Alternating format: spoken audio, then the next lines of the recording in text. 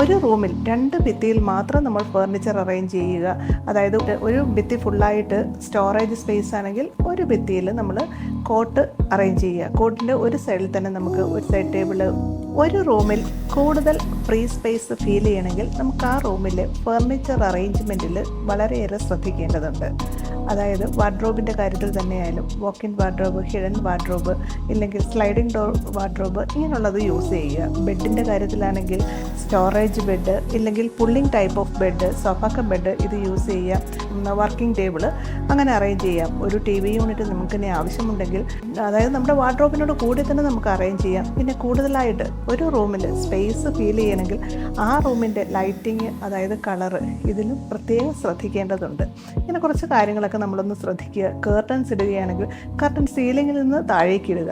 അപ്പം ആ റൂമിന് ഒരു വിശാലത തോന്നിക്കും. ഇങ്ങനെ കുറച്ച് കാര്യങ്ങളൊക്കെ നമ്മളൊന്ന് ശ്രദ്ധിച്ചാൽ മതി. നമ്മുടെ ബെഡ്റൂം ഒരു നല്ല ഏരിയ ഫീൽ ചെയ്യുന്ന രീതിയിൽ നമുക്ക് അറേഞ്ച് ചെയ്യാൻ പറ്റും. Thank you.